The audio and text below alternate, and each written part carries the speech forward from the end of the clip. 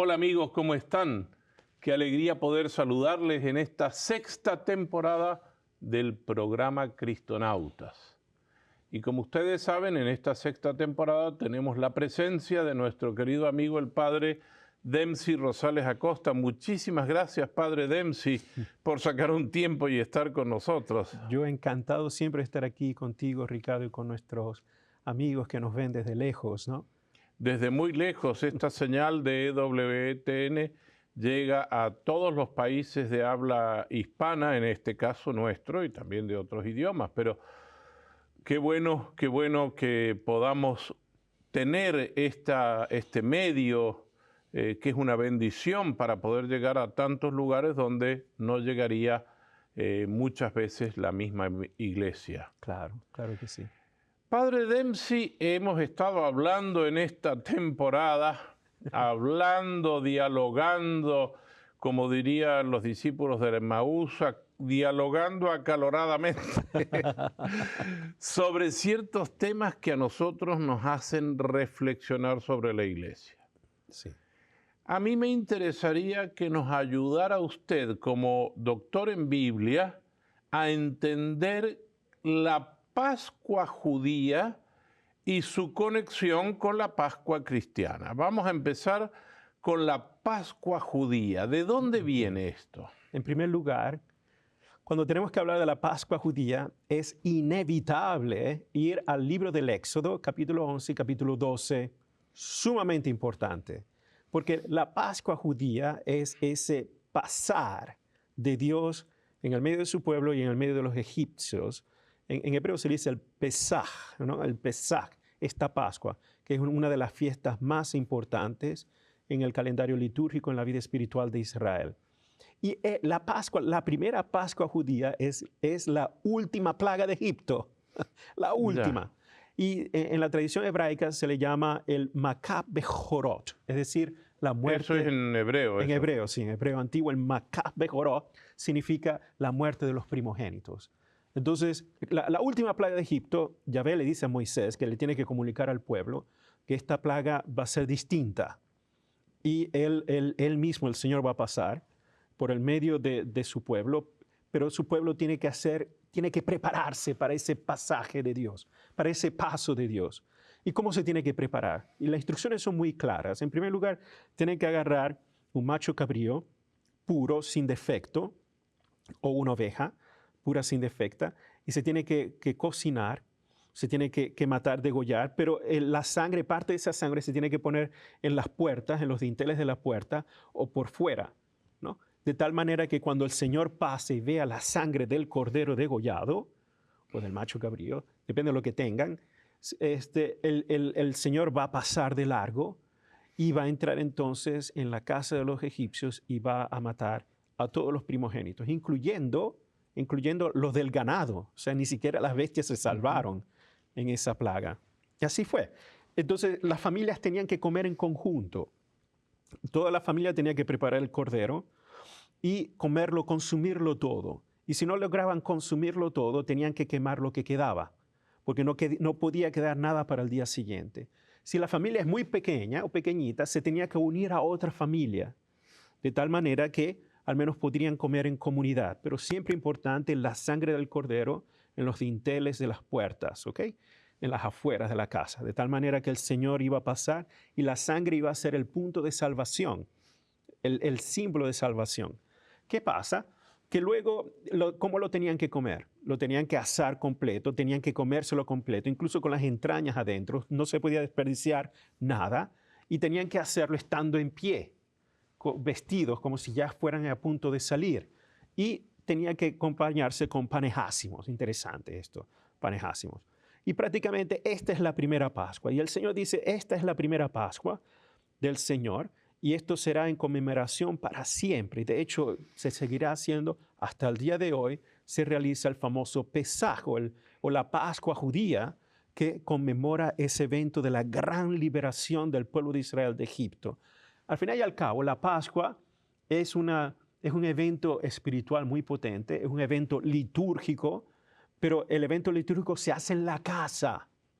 con la familia y siempre es comunitario, no individual. Muy importante este detalle, no individual, comunitario, en familia, en unidad. Incluso si la familia es muy pequeña y no se puede comer todo, se tiene que unir a otra, pero siempre tiene que estar en una dimensión comunitaria. Esto es esencial. Pero usted acaba de decir algo que a mí me ayuda mucho. ¿No es entonces la Pascua o Pesaj en hebreo el paso del Mar Rojo, sino es el paso de Dios en su pueblo? Exacto. Y es el paso que obliga a transformar la naturaleza del pueblo de Israel. Precisamente ese pasar de Yahvé, ¿no?, a través del pueblo, incluyendo los egipcios, el día siguiente es la liberación.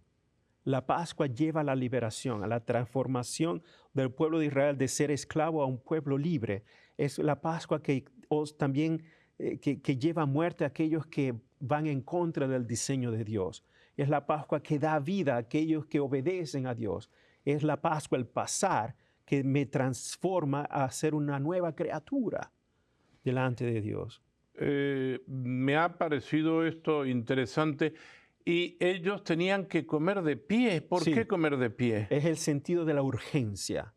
No hay tiempo para descansar, no hay tiempo estando de pie y estando completamente vestidos, porque la liberación va a llegar. La cintura tenía que estar ceñida. Exacto, porque es el símbolo de estar preparado para salir. Y se tenía que comer el cordero con el pan ácimo y hierbas amargas. Las hierbas amargas siempre simbolizan esta amargura de vivir como esclavos. Y por eso es tan radical, ¿no? Y también es impresionante ver que después el pueblo de Israel, cuando está en el desierto, comienzan a anhelar cuando estábamos en Egipto. Es siempre la actitud rebelde, ¿no? Estábamos en Egipto, ¿no? Porque allí al menos comíamos bien, ¿no? En vez de estar en el desierto comiendo maná. No, interesante. Hay un elemento que me llama mucho la atención, que es el cordero que debía ser degollado y que su sangre debía ser la señal. Exacto, de salvación. ¿Y Jesús celebraba esta fiesta? Oh, definitivamente. Todo judío piadoso celebraba el Pesaj. Hasta el día de hoy, todo judío piadoso celebra el Pesaj. Es una fiesta litúrgica que se ha mantenido sin parar en toda la historia del pueblo de Israel, y Jesús era un judío piadoso. De hecho, en el Evangelio de Juan se dice claramente que Jesús fue 3 veces a Jerusalén a celebrar la Pascua. La Pascua es una de esas fiestas solemnes de Israel que implicaba la peregrinación de ir al templo, a Jerusalén, y hacer una ofrenda al Señor en el templo y luego celebrar la Pascua. Muy importante. Y la Pascua es una de esas fiestas que son muy sentidas y siempre se realiza en la casa. Siempre se realiza en la casa. Es una fiesta en familia. Y en esa fiesta en familia prácticamente se pasa toda la noche. Por supuesto, la primera Pascua era muy sencilla, que era la plaga de Egipto, pero luego a través de los siglos se iba elaborando más. Incluso la Pascua no era es una comida propiamente dicha, pero también es un recordar, una anamnesis, es un recordar de lo que hizo Yahvé por su pueblo en el pasado, en Egipto, y ahora Yahvé sigue siendo fiel. Es decir, que lo que hizo en el pasado no quedó en el pasado, continúa siendo presente, se hace realidad en el presente, porque Dios, como actuó en el pasado, sigue actuando hoy. Eso es sumamente importante en la espiritualidad hebraica y en la espiritualidad del Antiguo Testamento. Y la espiritualidad hebraica obviamente tiene que ver con la espiritualidad cristiana. Definitivamente, nosotros no somos cristianos sin el Antiguo Testamento. Digamos, somos cristianos con el Primer Testamento que hemos llamado, donde el Pesaj o Pascua tiene un sentido muy importante. Definitivamente. Para nosotros, cuando hacemos la celebración de la Semana Santa que llamamos la Semana Mayor, el Jueves Santo tiene una vital importancia. Sí. ¿Es la celebración que Jesús hizo de la Pascua? Sí, exacto. Nosotros, el Pesaj que Jesús celebró y que nosotros llamamos la última cena, es literalmente la Pascua judía. literalmente. Y él estaba en Jerusalén porque es una de esas fiestas solemnes que tradicionalmente en el mundo judío antiguo pide esta peregrinación, ¿no? Hay 3 fiestas judías. De entre todas hay 3 fiestas judías que se le llaman las fiestas de la peregrinación, porque se tiene que caminar, que es la Pascua, el Pesaj, Shavuot, que sería Pentecostés, y Sukkot, que sería lo de los tabernáculos. Sí, después, hablaremos después de las otras fiestas. Pero para que nos demos cuenta, estas son las únicas 3 que piden o que tradicionalmente se hace esta peregrinación. Por eso Jesús, cuando hizo la última cena, estaba en Jerusalén. Esto para darnos un contexto histórico. Y él celebra también en familia, en su familia que eran los discípulos y los apóstoles. Exacto, exacto. Pero ya era más elaborada. Recuérdense que con el Éxodo, al tiempo de Jesús... Ha pasado más de 1000 años, sí. más o menos. Sí. Entonces, ya se ha elaborado. Están las famosas 4 copas de bendición. Está también, existe una especie de rito que se hace, que hasta el día de hoy se mantiene. Entonces, la primera copa de bendición, luego se comienza con el pan, luego se hacen con los aperitivos, es decir, las hierbas amargas, luego la segunda copa de bendición, luego se hace la comida, se come el cordero, y luego la tercera copa, ¿no? Y luego la cuarta copa, y así son 4 copas de bendición. Importante las copas porque la tercera copa es lo que es la que Jesús dice, este es mi sangre.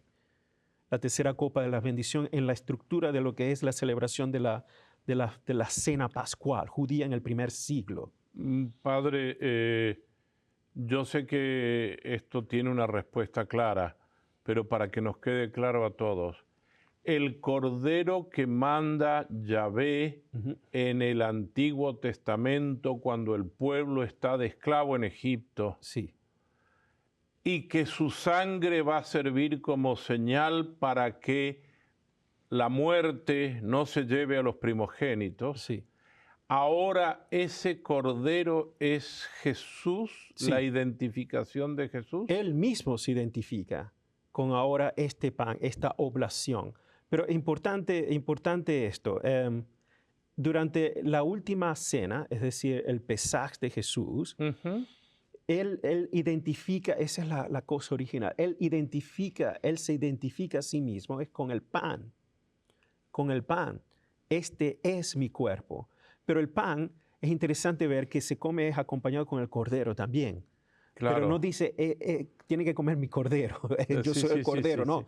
Es el pan, y es allí la radicalidad de Jesús. Pero esto es muy importante porque Jesús al mismo tiempo está creando algo nuevo, radicalmente nuevo, que incluso es escandaloso para una fiesta judía que tiene tantos siglos de ser establecida de una manera tan solemne y divina. Jesús está rompiendo los esquemas allí. Y la tercera copa, que es la tercera copa prácticamente de la bendición al final de la comida, y luego vienen los himnos, y luego se viene la última copa, no se describe, solamente se describe cuando come, pero él se identifica con el pan. Luego la Sagrada Escritura, los otros, sobre todo el Evangelio de Juan, pero sobre todo en la literatura del libro del Apocalipsis, Jesús es este cordero degollado. Pero eso se va a ver luego en la cruz. Ok, en la cruz se va a ver. En la cruz es donde el cordero es degollado y su sangre es allí, en el madero.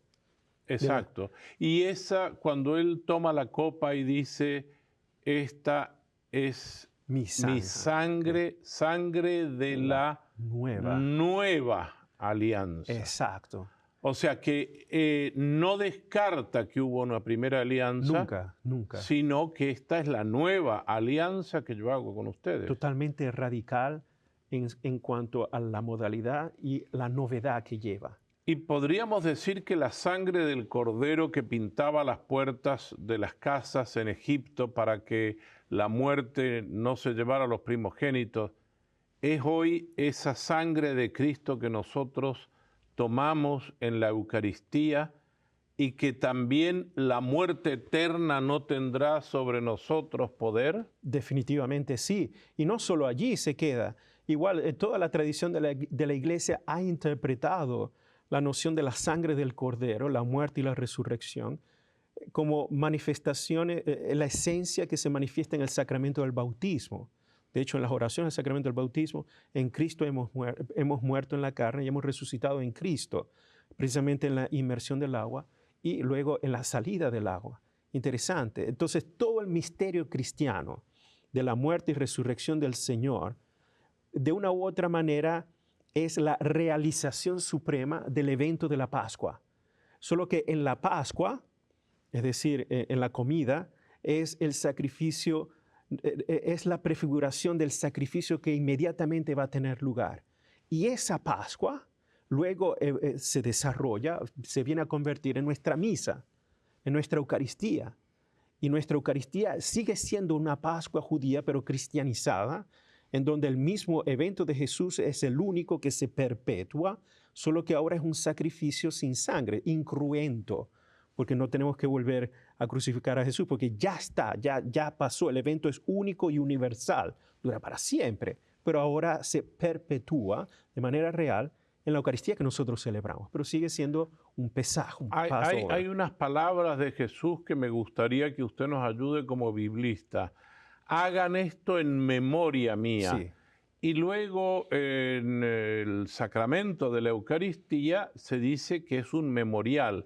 Sí. Pero memoria, a ver, si uno va a los libros o al diccionario y dice que es la memoria, es recordar con la mente eventos. Sí. No es eso. No es solo recordar, no es solo tener la emoción del recuerdo, no, es también actualizar.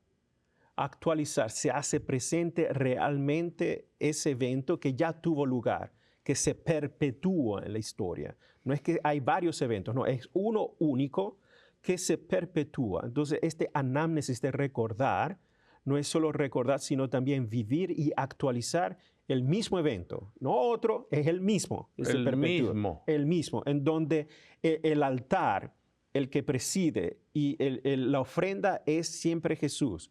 El altar del sacrificio es la cruz, es mismo Jesús. Las especies se convierten en Jesús y el sacerdote, el celebrante, cuando habla in persona Christi, es siempre en Jesús. Prácticamente es todo el evento actualizado de Jesús en ese momento. Usted nombró tres palabras en latín. In persona Christi, ¿qué significa eso? En la persona de Cristo. Cuando usted como sacerdote celebra la Eucaristía, en el momento de la consagración, sí. Cuando usted habla, no es usted. No. Y es allí la belleza del sacramento y el misterio del sacramento. El sacerdote, cuando pronuncia esas palabras sagradas, está hablando en la persona de Cristo. No son mis palabras, son las palabras de Cristo. Y Dios está actuando en ese momento, en ese sacramento de manera sobrenatural, independientemente de la modalidad o independientemente de la moralidad o de la condición de la persona que lo ejerce. Claro. Que el sacramento tiene una eficacia sobrenatural que es implícita en el sacramento, en tanto en cuanto se realiza con la recta intención y se aplica las fórmulas que están allí. Porque yo me puedo inventar, por eso es que es tan grave inventar palabras en la Eucaristía. Muy grave. Yo no puedo comenzar a inventar, improvisar palabras en el momento de la consagración, porque entonces son mis palabras. Pero si yo sigo exactamente tal cual como está escrito, al menos si yo como sacerdote u otros somos frágiles, muy bien, pero en el momento que tratamos de ser fiel a esas palabras, esa fidelidad y esa forma detallada de seguir el sacramento como es, me da garantía de que Dios está actuando independientemente de mis dudas o independientemente de cualquier condición personal que tenga el celebrante. Dios actúa ex opera operato, a través de lo que se está obrando, de la obra que se está obrando. Eso es lo que significa ex opera operato, ¿no? Tengo que pedirle que me traduzca ex opera operato. De la obra que se está obrando. De la misma obra que se está obrando, de la obra obrada, es decir, del mismo acto. Ya Dios está actuando, por tanto, el sacramento se hace, se realiza, Dios está allí. Tengo una pregunta, Padre. Cuando Jesús en la última cena le dio el pan a los discípulos, ellos sería la primera comunión Exacto, sí. que hicieron, y ese pan ya era el cuerpo de Cristo, sí. místicamente hablando, sí. Y realmente hablando, sí. No solo místico. Exacto, el mismo Jesús lo hace. Le hago una pregunta, si voy a misa hoy y comulgo, ¿es el mismo cuerpo de Cristo? Sí, porque no hay otro cuerpo, es el mismo cuerpo. Solo hay un solo cuerpo de Cristo, y ese es el mismo eternamente.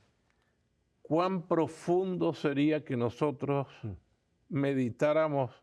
Sí. Y me emociono pensando en esto, ¿no? Es Meditar siempre el único. el único sacrificio. Sí.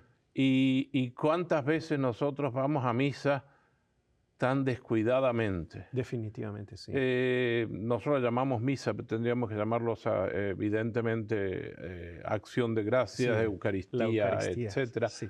Pero ¿qué preparación deberíamos nosotros llevar para estar atentos a ese misterio de la palabra que existía desde el principio, que se hace carne en Jesús, que se queda en el pan eucarístico, porque es, como decimos en la Sagrada Eucaristía antes de comulgar, Cordero de Dios que quitas el pecado del mundo. Este es el Cordero de Dios, y esto es lo que usted, cuando sacerdote lo presenta, levantando el pan y el vino, que ya no son más pan y vino, parecen, pero no lo son. Sí. Este es el Cordero de Dios, el que quita el pecado del mundo. Definitivamente, sí. Y por eso es que tenemos que volver a repensar la manera como nosotros proponemos la Eucaristía, como proponemos la misa. Muchas veces en la catequesis hemos enfatizado el sentido de la punición, el castigo. Si no vas a misa es pecado, si no vas a misa es esto, si no vas, es siempre como tenéis que hacerlo porque si no no vas a estar a la altura. Tenemos que reproponer el paradigma catequético, porque los primeros cristianos iban a la Eucaristía por amor, porque quiero estar cerca, pues, quiero encontrarme con el objeto de mi amor. ¿Y quién no quiere estar con el objeto de su amor? Todo el mundo. Pero tenemos que quitar esta noción de la punición, que no se niega, pero el énfasis es en el amor. Yo quiero la Eucaristía porque me quiero encontrar con Él, quiero recibirlo, quiero que el Señor me transforme y que sea algo espontáneo. Y a base de ese amor es cuando yo siento el temor de perderlo, es cuando siento el temor a pecar o a ser frágil o a no estar a la altura de lo que Él espera de mí. Pero es siempre movido por amor, no por miedo. Tenemos que repensar esa noción, porque el mismo Jesús lo dice, ¿no? En el Evangelio de Juan, en las cartas de Juan, ¿no? Yo he dado mi vida por amor a ustedes y todo aquel que cumple mi palabra es porque me ama. Es esa la noción. Y el que me ama cumplirá mis mandamientos, mis palabras.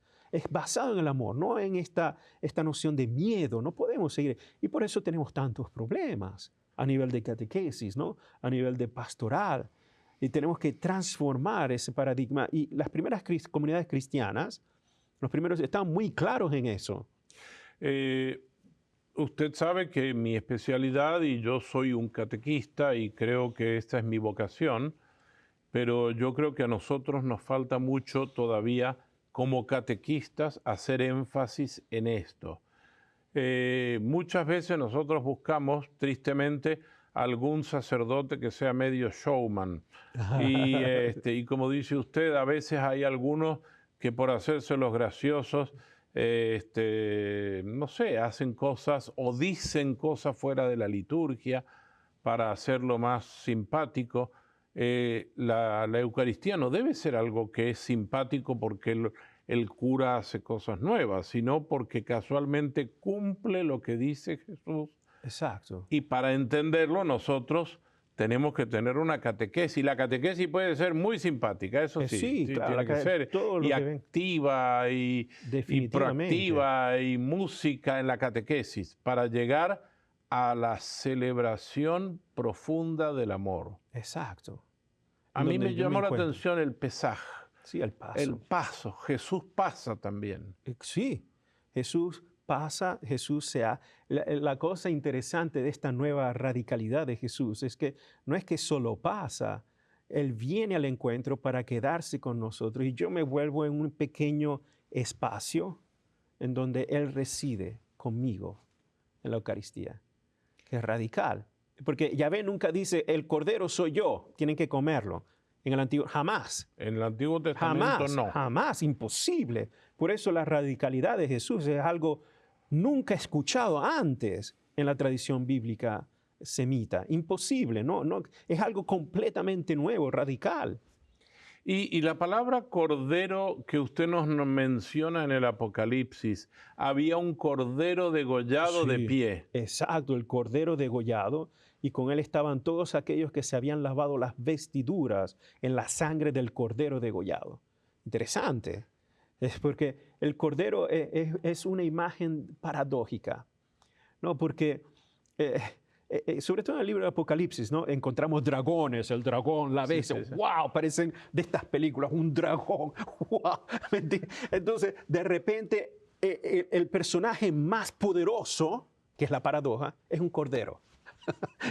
No es que es un cordero, y que ya de por sí la imagen de un cordero nos dice, oh, qué bonito, Mansito. oh, sí, qué bonito, no, no dice, de hecho el cordero te lo puedes llevar a matar y no te hace un gran qué, ¿no?